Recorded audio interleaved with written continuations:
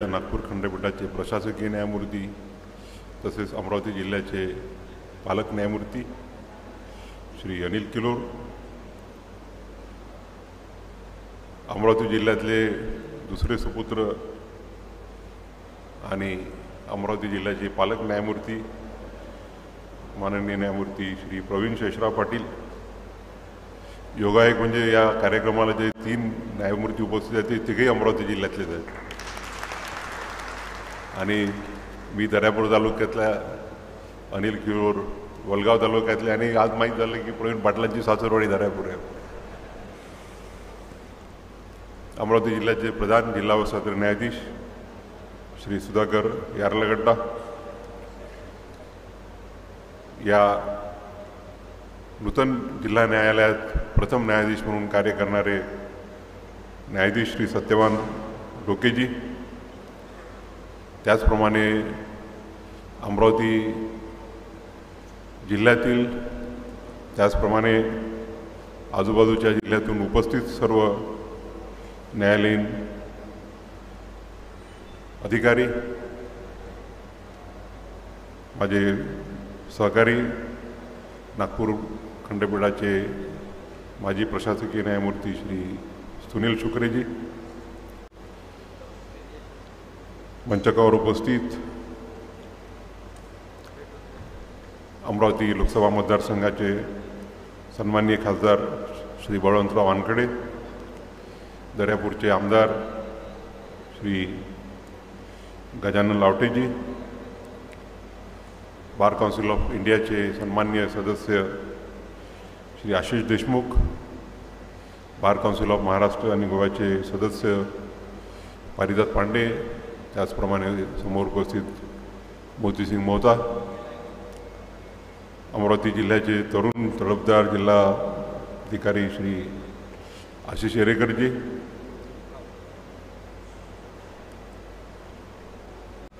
यवतमाळ जिल्ह्याचे प्रधान जिल्हा न्यायाधीश श्री नावकर, मुंबई उच्च न्यायालयाचे रजिस्ट्रार जनरल श्री समीर अडकर, त्याचप्रमाणे महाराष्ट्र शासनाचे विधी व न्याय विभागाचे सचिव श्री विलास गायकवाड,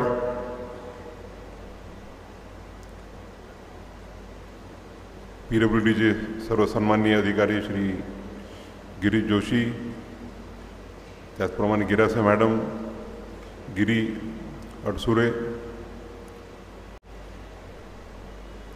या बिल्डिंगचे कंत्राटदार श्री नितीन गमनेजी आणि त्यांचे चिरंजीव, या कार्यक्रमाला उपस्थित अमरावती, नागपूर, अचलपूर, अंजनगाव येथील सर्व वकील मंडळी, वकील संघाचे सर्व सन्माननीय पदाधिकारी,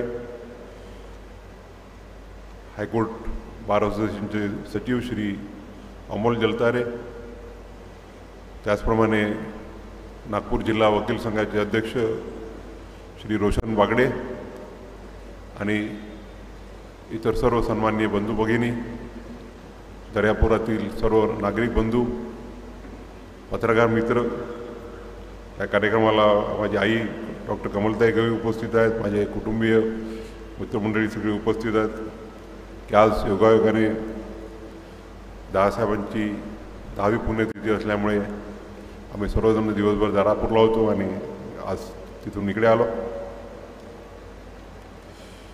सर्वप्रथम मी आपल्या सर्वांचं हार्दिक अभिनंदन करू इच्छितो की आपल्या जिल्ह्याला, आपल्या दर्यापूर तालुक्याला, दर्यापूर आणि अंजनगाव तालुक्यासाठी जिल्हा व सत्र न्यायालयाचं आपण आज उद्घाटन केलं आहे. त्याचप्रमाणे अतिशय सुंदर अशी जी इमारत आहे, ज्या इमारतीत आपण उद्यापासून कार्यभार करणार आहात, त्या इमारतीचं उद्घाटन करून आपण त्याचं लोकार्पण करत आहोत. त्या प्रसंगी मी आपल्या सर्वांचं, फक्त दर्यापूर वकिला संघाचे अध्यक्ष धर्मेंद्र आठवले साहेब असो की सचिव असो की सर्व कार्यकारिणीचे सदस्य असो, त्याचप्रमाणे सर्व सन्माननीय न्यायाधीश बंधू, त्यांचं सर्वांचं हार्दिक अभिनंदन करतो की त्यांना नवीन इमारतीमध्ये त्यांचा वास्तुपुरवाही झालेला आहे आणि मला वाटतं 1-2 दिवसातून या बिल्डिंगमधून नवीन इमारतीमधून अतिशय चांगलं असं न्यायदानाचं कार्य करण्याची आपल्या सर्वांना संधी मिळेल. मगाशी आठवले साहेबांनी म्हटलं की मी दिल्लीला गेल्यानंतर ह्या जिल्हा न्यायालयाच्या स्थापनेला वेग आला, बिल्डिंगला पण वेग आला आणि ती पूर्णत्वास आली. परंतु ज्यावेळेला मी मुंबईच्या न्यायालयाच्या इन्फ्रास्ट्रक्चर कमिटीचा त्याचप्रमाणे नवीन जे कोर्ट्स एस्टॅब्लिश करण्यात यावे त्या कमिटीचा अध्यक्ष या नात्यानं काम करण्याची संधी मिळाली, त्याच वेळेला मी दर्यापूरला जिल्हा न्यायालय व्हावं याकरता रिकमेंडेशन केलं होतं. पण कधी कधी सरकारचा जो रेट टेबिझम आहे तो आमच्या उच्च न्यायालयातील त्याचा कधी कधी व्हायरस पसरतो आणि त्यामुळे कधी कधी मग ते उशीर होऊन जातं. मला आनंद आहे की मी नेहमीच मानत आलेलो आहे की न्यायाचं विकेंद्रीकरण झालं पाहिजे. जस्टिस ॲट डोअर स्टेपची जी संकल्पना आपण आहे ती संकल्पना खऱ्या अर्थानं अंमलात आणली गेली पाहिजे.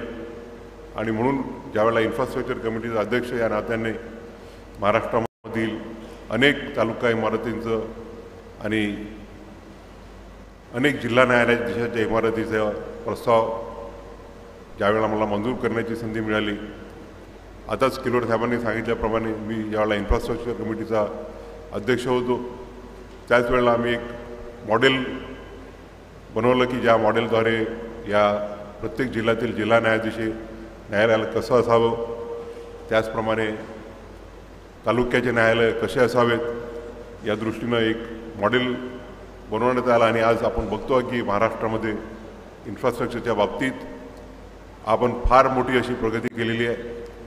जिथे जिथे मला मी नेहमीच उल्लेख करत असतो अनेक ठिकाणच्या इमारती आहेत, मग ते आमच्या अमरावतीची इमारत असो की नागपूरला जी नवीन इमारत झालेली आहे अतिशय सुंदर अशी, किंवा कोल्हापूरची इमारत असो. कोल्हापूरची इमारत तर म्हणजे त्याला पण एक आर्किटेक्चरल मॉडेल असं म्हटलं जाईल. आणि अकोल्याचे आपला बाजूचा जिल्हा, अशा अनेक ठिकाणच्या इमारतीचं त्यावेळेला मला काम करण्याची संधी मिळाली हे मी माझं भाग्य समजतो. त्याचप्रमाणे नवीन कोर्ट एस्टॅब्लिश करण्यात यावा याकरता जी कमिटी होती त्या कमिटीच्या अध्यक्ष या नात्यानंसुद्धा मी खऱ्या अर्थानं न्यायाचं विकेंद्रीकरण कसं करता येईल या दृष्टीनं नेहमीच प्रयत्नरत आलेला. मग ते अहमदनगर जिल्ह्याचा ज्यावेळेला मी पालक न्यायमंत्री होतो माझ्या सुरुवातीच्या काळामध्ये 2008-9 जज होऊन 5-6 वर्ष झाले होते, तर त्यावेळेला श्रीगोंदा, नेवासा आणि राहाता या 3 ठिकाणी मी जिल्हा व सत्र न्यायालय प्रस्तावित केले होते. आणि जेव्हा जेव्हा आपण प्रस्ताव करतो डिसेंट्रलायझेशनचा तर त्यावेळेला जिथून तो भाग वेगळा होणार असतो तिथून विरोध हा अपेक्षित असतोच. त्याच्यामुळे ज्यावेळेला दर्यापूरचा प्रस्ताव आला तर अचलपूरवाल्यांचा विरोध असणं साहजिकच होतं. परंतु आज ते सर्वजण इथं मोठ्या संख्येनं उपस्थित आहेत, याचा मला अतिशय आनंद आहे. मी त्यांचं सुद्धा अभिनंदन करतो की त्यांनी दर्यापूरच्या या नवीन जिल्हा न्यायालयाचं स्वागत केलं आहे. नागपूरला ज्यावेळेला मी प्रशासकीय न्यायमूर्ती होतो, जे काही काळा अगोदर आमचे शुक्रे साहेब होते, त्यानंतर नितीन सांबरे होते आणि आता मागच्या आठवड्यापासून किलोर साहेब आहेत, त्यावेळेला गडचिरोली जिल्ह्यातला एक अतिशय दुर्गम असा भाग होता की मग तो सिरोंचाचा भाग असो की त्या आदिवासी बांधवांना रात्र बसमध्ये प्रवास करून गडचिरोलीला यावं लागायचं. आणि आदिवासींची परिस्थिती काय असते हे आपल्याला माहीतच आहे. आपण आपल्या मेळघाट तालुक्यामध्ये बघतो. सकाळीच जिल्हाधिकारी साहेबांसोबत एका विषयावरती चर्चा झाली आणि तो आदिवासी माणूस मग तिथे त्याला जिल्हास्थळी राहण्याची व्यवस्था नसते, वकील परवडणारे नसतात. आणि म्हणून मी त्यावेळेला प्रस्तावित केलं ज्यावेळेला मी प्रशासकीय न्यायावृत्त 15-16च्या दरम्यान, आणि मग सांगितल्याप्रमाणे हायकोर्टातला रेड टेपिझम आणि सरकारचा रेड टेपिझम, तर जवळपास 5-6 वर्षाचा कालखंड लागला. परंतु खऱ्या अर्थानं मला आनंद झाला मागच्या 2 वर्षापूर्वी की सर्वोच्च न्यायालयाचा न्यायमूर्ती म्हणून अहिरेसारख्या दुर्गम भागामध्ये जिल्हा व सत्र न्यायालयाचं उद्घाटन करण्याची मला संधी मिळाली. आणि जो या देशातील शेवटचा माणूस आहे, जो आदिवासी माणूस आहे, त्याच्या दारापर्यंत कसा न्याय पोहोचेल या दृष्टीनं कार्य करता आलं. दर्यापूरला फार महत्त्वाची अशी आणि मोठी परंपरा मिळालेली आहे. संत गाडगे महाराज, आज गाडगे महाराजांचं कार्य आपल्या सर्वांना माहिती आहे. गाडगे महाराजांचं जन्मभूमी शेणगाव ही याच दर्यापूर तालुक्यातली आहे. दादासाहेब गवई ज्यांनी दर्यापूरचं नाव पूर्ण देशस्तरावर नेलं, तेही याच दर्यापूर तालुक्यातील दारापूरचे आहेत. आणि म्हणून मी नेहमी म्हणत असतो की मी जरी माझं जन्मगाव अमरावती असलं तरी मूळ गाव हे दारापूर आहे. आणि म्हणून आज मी इथे भारताचा मुख्य न्यायाधीश म्हणून नाही, तर दर्यापूर तालुक्याचा एक नागरिक, दर्यापूर तालुक्याचा एक रहिवासी या नात्यानं उपस्थित आहे. मी ज्यावेळेला आठवले साहेबांनी सांगितलं आणि त्याच्यामुळे ते जे बोलले ते बऱ्याच अंशी खरं होतं. कारण की मी मागच्या वर्षीच ठरलं होतं की ज्यावेळेला म्हणजे आता जवळपास माहीत झालं होतं की 14 मे 2025 रोजी या भारताचा सरन्यायाधीश होण्याची मला संधी मिळेल आणि कार्य करायची संधी मिळेल. त्याच वेळेला ठरवलं होतं की मी दर्यापूर, त्याचप्रमाणे बाबासाहेब आंबेडकरांचं जे जन्मगाव आहे आंबोडे, ते आंबोडे ज्या मंडणगड तालुक्यामध्ये स्थापित आहे ते, आणि नाशिक जिल्हा, कारण की नाशिक जिल्ह्याला मी ज्यावेळेला 2019मध्ये सर्वोच्च न्यायालयाचा न्यायाधीश म्हणून गेलो होतो, त्यावेळेला तिथे शब्द दिला होता की ह्या न्यायालयाच्या उद्घाटनाकरता मी निश्चितच 14 मे 2025 ते 24 नोव्हेंबर 2025च्या दरम्यान येईल. आणि ह्या सर्व तिन्ही प्रोजेक्ट्सवरती मगाशी आठवले साहेबांनी सांगितल्याप्रमाणे, ज्याला मायक्रो मॅनेजमेंट नाही म्हणतात, पण मी पिरियॉडिकली पूर्ण रिव्ह्यू घ्यायचो.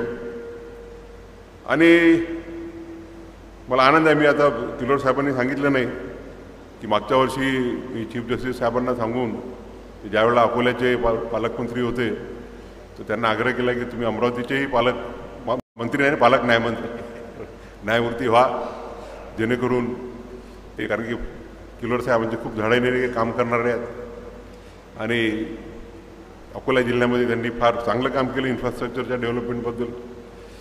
नागपूरला त्यावेळेला ते नागपूर हायकोर्ट बार असोसिएशनचे अध्यक्ष होते, त्यावेळेला त्यांनी बिल्डिंगचा, वकिलांच्या ज्या सोयीसोयी त्याचा पूर्ण कायापालट करून घेतला आणि जज झाल्यानंतर बिल्डिंगचा कायापालट करतात. म्हणून मी त्यांना विनंती केली की मग तुम्ही अमरावतीचा पालक न्यायमूर्ती व्हा, जेणेकरून या कामाला गती मिळेल. आणि मी या प्रसंगी विशेष उल्लेख करू इच्छितो की आमच्या मंत्रालयामध्ये जे आमचे विधी व न्याय विभागाचे सचिव आहेत, आमचे ज्युडिशियल ऑफिसर विलास गायकवाड यांचं फार मोठं असं योगदान राहिलेलं आहे की महाराष्ट्रामध्ये जे जे ज्युडिशियल प्रोजेक्ट्स आपण इन्फ्रास्ट्रक्चर ते करतो आहोत.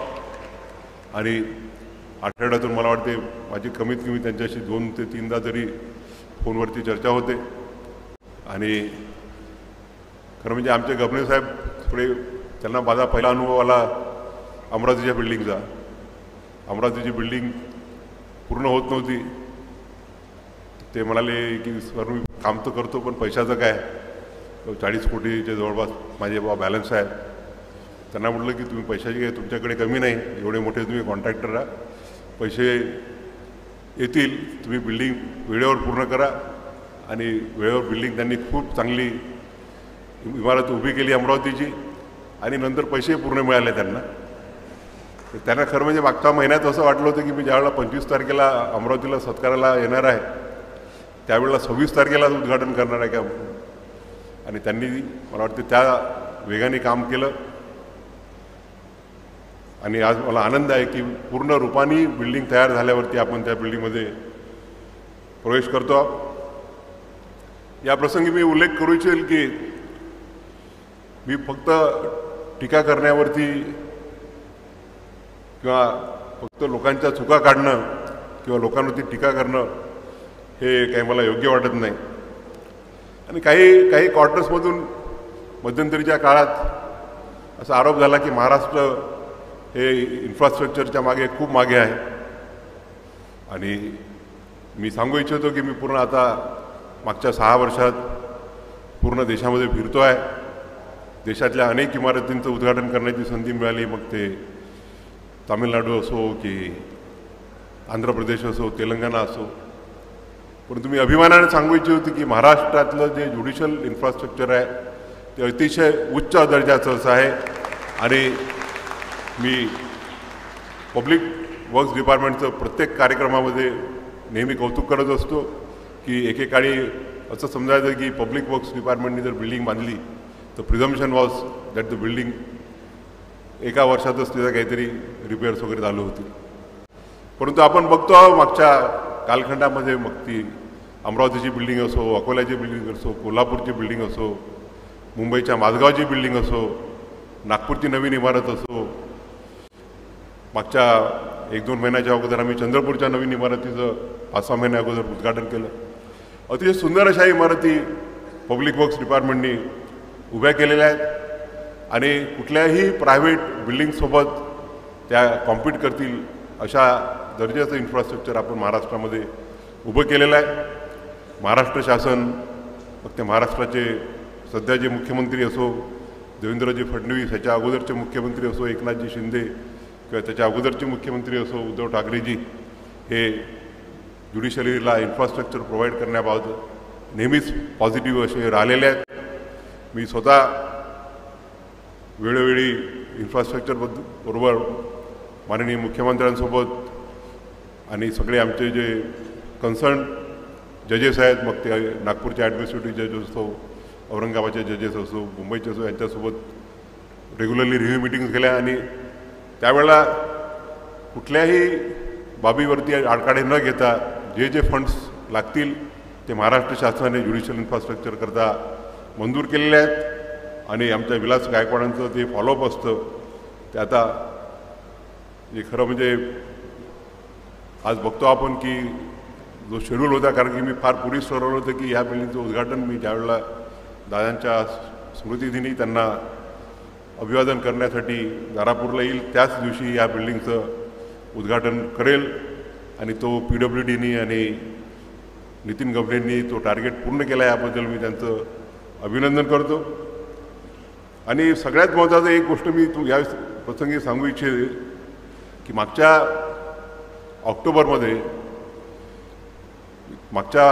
ऑक्टोबरपर्यंत जो बाबासाहेब आंबेडकरांचा तालुका आहे मंडणगड, त्या तालुक्यामध्ये कोर्टच नव्हतं.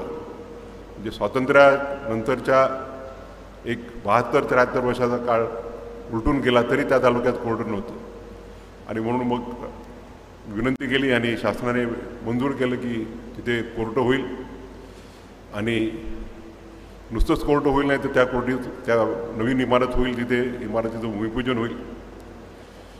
आणि मी फक्त त्या नवीन कोर्टाचं उद्घाटन करायला जाणार होतो, परंतु त्याच दिवशी शासनाने जमीन मंजूर केली आणि त्याच दिवशी आम्ही त्या इमारतीचं भूमिपूजन केलं ऑक्टोबरमध्ये.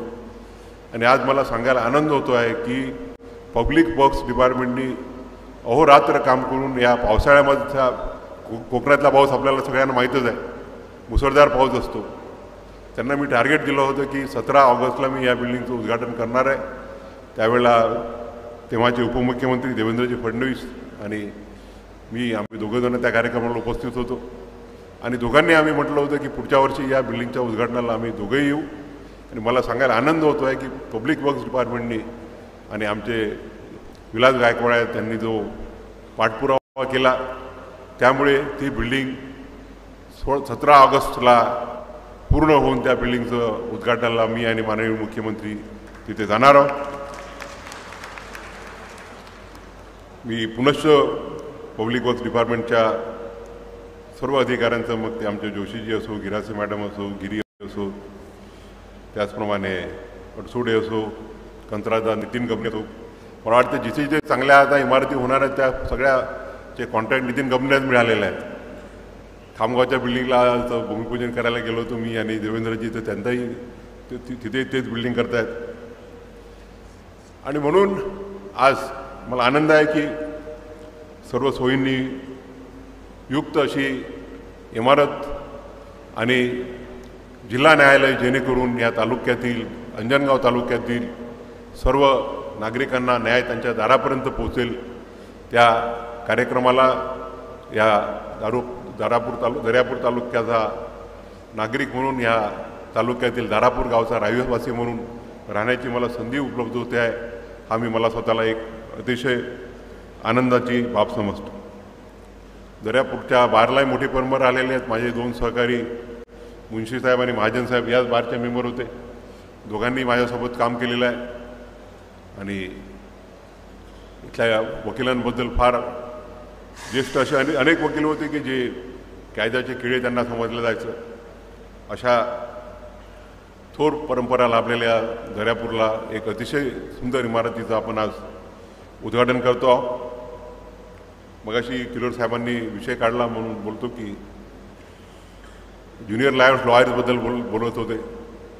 आम्ही ज्यावेळेला प्रॅक्टिस करत होतो आमच्यापेक्षा 4-5 वर्षांनी जरी वकील सिनियर असला तर आम्ही झटकन उभं राहायचो आणि खुर्ची द्यायचो, त्यांना ऑफर करायचो. पण आजकाल परिस्थिती अशी आहे की एखादा 25-26 वर्षाचा ज्युनियर वकील खुर्चीवर बसलेला असेल आणि एखाद्या 70 वर्षाचे सिनियर वकील जरी आला तरी तो त्याला खुर्ची देत नाही. कधी कधी डायसवरून मला म्हणावं लागतं की अरे थोडं तरी काही ठेवा, एवढे तुमच्या वडिलांच्या वयाचे सिनियर उभे आहेत. आणि म्हणून किलोर साहेबांनी जी सूचना दिली की ज्युनियर लॉयर्सनी पहिल्यांदा अप्रेंटिसशिप करणं फार आवश्यक आहे. कारण की आता तरी वकिलीचं शिक्षण फार चांगलं झालेलं आहे. प्रॅक्टिकल ट्रेनिंग असतं, इंटर्नशिप करावं लागते, क्लर्कशिप करतात आणि त्याच्यामुळे प्रॅक्टिकल नॉलेज मिळतं. परंतु पहिल्याच दिवशी जर कोणी म्हटलं की मी पहिल्याच दिवशी कोर्टात उभा राहील आणि 6 महिन्याच्यात मला मर्सिडीज आणि BMW पाहिजे, तर मग तो वकिली करत असेल की काय अजून काय करत असेल याचा आपण प्रत्येकाने अनुभव घ्यायला पाहिजे. मागच्या 2-2.5 वर्षापासून माझ्याकडे ऑल इंडिया जजेसच्या केससुद्धा लागलेली आहे आणि त्यामध्ये आम्ही मध्यंतरी, कारण फार पूर्वी सुप्रीम कोर्टाने निर्णय दिला होता की न्यायिक अधिकारी नेमताना 3 वर्षाचा वकिलीचा अनुभव असणं आवश्यक आहे. त्यानंतर निकाल दिला गेला की नाही, फ्रेश ग्रॅज्युएट्स आहेत ते सुद्धा बसू शकतील डायरेक्टली आणि एकही दिवसाचा अनुभव नसताना माणूस जज होईल. ज्यावेळेला मग ते माझ्यापुढे मॅटर लागलं तर मी पूर्ण देशातल्या सगळ्या राज्याचे त्याचप्रमाणे सर्व हायकोर्टचे ओपिनियन मागितले आणि त्याचा सारांश असा होता की जे काही प्रॅक्टिस न केलेले, जे नुसतं फ्रेश लॉ ग्रॅज्युएट होऊन कोणी असतील तर त्यांची माफी मागतो मी, पण थोडं स्पष्ट बोलणं आवश्यक आहे. अनुभव असा होता की पहिल्या दिवशी ते जज झाले तर त्यांच्या सगळ्यांच्या खुर्ची डोक्यात जाते आणि खुर्ची डोक्यात जाण्यासारखं दुसरं काही पाप नाही आहे. कारण की खुर्ची जी असते, मगाशी किलोर साहेबांनी खुर्चीचा उल्लेख केला, मी प्रत्येक ठिकाणी सांगत असतो की डायसवरच्या खुर्च्या सगळ्या सारख्या असल्या पाहिजे आणि बऱ्याच वेळा इन्सिस्ट केलं, पण आता वेळेबाबत सगळे गोंधळ झाला असता. तर मी गायकवाड साहेबांना विनंती करतो की त्यांनी एक स्टँडर्ड इन्स्ट्रक्शन द्यावे सर्व कोर्टांना की जिथे जिथे कोर्टाचे कार्यक्रम राहतील तिथे डायसवरच्या खुर्च्या एकसारख्या असल्या पाहिजे. मग तो वारचा प्रेसिडेंटही तिथेच बसेल आणि सुजाई त्याच खुर्चीवरती बसेल. निघाला विषय खुर्ची डोक्यात जाण्याचा. खुर्ची डोक्यात गेल्यावरती काही काही नवोदित JMFC 70 आणि 75 वर्षाच्या वकिलाची ज्यांनी 50 वर्ष आपल्या चपला आपले बुटं घासल्यात कोर्टामध्ये, त्यांच्याशी ज्या पद्धतीनं वागतात ते चुकीचं होतं. आणि म्हणून आजच आता मला मी बसल्या बसल्या मेसेजेस आले की एका आमच्या न्यायालयाचं नाव घेत नाही कारण की आता मला पूर्ण देशातले सगळे मेसेजेस असतात. एका न्यायमूर्तींनी एका ज्युनियर वकिलाला एवढं झापलं की तो बिचारा कोर्टामध्येच बेशुद्ध पडला. मी नेहमीच म्हणत असतो आणि मी स्वतः फॉलोही करतो की कोर्टातलं जे वातावरण आहे ते खेळीमेळीचं असलं पाहिजे.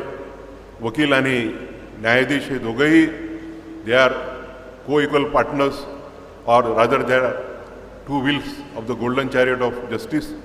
दोघेही समान आहेत. आणि वकिलांना खराब वागणूक देऊन तुम्हाला ठीक आहे तुमचा इगो सॅटिस्फाय होत असेल, परंतु हे तुमचं काम नाही आहे. आणि म्हणून सर्व न्यायाधीशांनाही माझी विनंती आहे की कृपा करून खुर्ची डोक्यात जाऊ नका देऊ. खुर्च्या ज्या आहे मग त्या आमच्या कलेक्टर साहेबांची असो किंवा मग CO साहेबांची असो, DSPची असो, ती या देशातल्या नागरिकाची सेवा करण्याची, या देशाची सेवा करण्याची ती आपल्याला मिळालेली संधी आहे आणि त्या संधीचं आपण सोनं केलं पाहिजे. मी नेहमीच बाबासाहेब आंबेडकरांनी जे 25 नोव्हेंबर 1949 रोजी भाषण दिलं होतं, आपल्याला सर्वांना माहीत आहे की या देशाच्या जडणघडणीमध्ये या देशाची जी घटना घडली, संविधान जे बनलं त्या संविधानाच्या निर्मितीमध्ये डॉक्टर बाबासाहेब आंबेडकर यांचा सिंहाचा वाटा आहे. आणि बाबासाहेब म्हणाले की या देशामध्ये जर खऱ्या अर्थानं लोकशाही आणायची असेल तर नुसतं राजकीय लोकशाही येऊन चालणार नाही. बाबासाहेब म्हणाले की the political democracy is of no use unless there lies behind it, there lies below it the social and economic democracy. आणि बाबासाहेब म्हणाले की what is social and economic democracy. आणि त्यांनी उत्तर दिलं की the principles of liberty, equality and fraternity which govern the society would only lead to the social and economic equality. आणि आज आपण बघतो बाबासाहेब म्हणाले की सामाजिक स्तरावरती आपला समाज 4 कंपार्टमेंटमध्ये विभागला गेला आहे आणि कंपार्टमेंट्सही असे की एका कंपार्टमेंटकडून दुसऱ्या कंपार्टमेंटकडे जाता येत नाही. आणि on economic plane we have a vast wealth of the society of the country concentrated in few hands and the vast majority of the citizens finding it difficult to meet two ends. 2 वेळेचं त्यांना जेवण मिळत नाही. आणि बाबासाहेबांनी इशारा दिला होता की हा जर विरोधाभास आपण लवकर दूर केला नाही तर आपल्या राजकीय डेमोक्रेसीचा, लोकशाहीचा जो आपण गाभा तयार केला, जी इमारत निर्माण केली आहे ती एखाद्या पत्त्याच्या बंगल्यासारखी कोसळून पडेल. आणि म्हणून आपण बघतो की बाबासाहेबांनी पार्ट 4 कॉन्स्टिट्यूशनमध्ये इन्क्लूड केला डायरेक्टिव्ह प्रिन्सिपल्स. आणि त्याद्वारे मी नेहमीच म्हणत असतो की मगाशी म्हटल्याप्रमाणे की निगेटिव्ह अप्रोच ठेवून चालत नाही. आज आपल्या घटनेला 75 वर्ष पूर्ण झालेले आहेत आणि या 75 वर्षाच्या कालखंडात मग या देशाची पार्लमेंट असो, या देशाची एक्झिक्युटिव्ह असो, या देशाची न्यायपालिका असो, त्यांनी आपल्या घटनेला जे सामाजिक आणि आर्थिक समतेचं जे ध्येय आहे ते ध्येय गाठण्याच्या दृष्टीनं निश्चितच अशी वाटचाल केलेली आहे. आपण बघतो की अनेक असे कायदे आले की ज्या कायद्यांमुळे जे जमीनदारी हक्क होते, एकेकाच्या 3-3, 4-4 हजार एकर जमिनी होत्या त्या अबॉलिश करण्यात आल्या आणि सरप्लस जमिनी जे लँडलेस होते त्यांना वाटण्यात आले. अनेक जे टेनंट होते जमिनीचे, मग तो कसेल त्याची जमीन या तत्वावरती ते त्याचे मालक बनले. अनेक लेबर लेजिस्लेशन आणण्यात आले जेणेकरून या देशातील मजुरांची शोषणूक होणार नाही आणि महिलांच्या हिताचे, महिलांना सबलीकरणाचे अनेक असे कायदे आले आणि बघतो आपण आज 75 वर्षाच्या कालखंडात की देशाने खऱ्या अर्थानं प्रगती केलेली आहे आणि देश प्रगतीपथावर आहे. परंतु या देशात खऱ्या अर्थानं आपल्याला सामाजिक आणि आर्थिक लोकशाही निर्माण करायची असेल तर आपल्या सर्वांना आपल्या राज्यघटनेप्रती पूर्ण निष्ठा ठेवून राज्यघटनेमध्ये जे मौलिक अधिकार आहेत आणि डायरेक्टिव्ह प्रिन्सिपल्स आहेत, मार्गदर्शक तत्त्वे, यांचा समेळ घालून या देशातील शेवटच्या नागरिकाला, या देशातील जो गरिबातला गरीब नागरिक आहे त्याला जलद गतीनं कसं मुख्य प्रवाहात सामील करून घेता येईल याकरता या देशाच्या तिन्ही जे स्तंभ आहेत, मग ती न्यायपालिका असो, कार्यपालिका असो, विधिपालिका असो, यांनी कार्यरत राहणं अपेक्षित आहे. या प्रसंगी मी पुनश्च दर्यापूर वकील संघांना, आठवले साहेबांना, त्यांच्या सर्व सहकाऱ्यांना, त्याचप्रमाणे दर्यापूर अंजनगाव वकील सर्वाच्या सर्व सदस्यांना आणि दर्यापूर आणि अंजनगाव तालुक्यातील सर्व नागरिकांना शुभेच्छा देतो आणि अपेक्षा व्यक्त करतो की इमारत फार सुंदर आपल्याला मिळालेली आहे, सर्व इन्फ्रास्ट्रक्चर मिळालेलं आहे, परंतु या इन्फ्रास्ट्रक्चरचा जास्तीत जास्त उपयोग करून आपण या देशातील शेवटच्या नागरिकाला, या देशातील गरीब नागरिकाला खऱ्या अर्थानं कमीत कमी वेळात आणि कमीत कमी खर्चामध्ये न्याय कसा देऊ याकरता या इमारतीतून कार्य होईल, या इमारतीतून प्रेरणा मिळेल अशी अपेक्षा व्यक्त करून मी आपली रजा घेतो. धन्यवाद.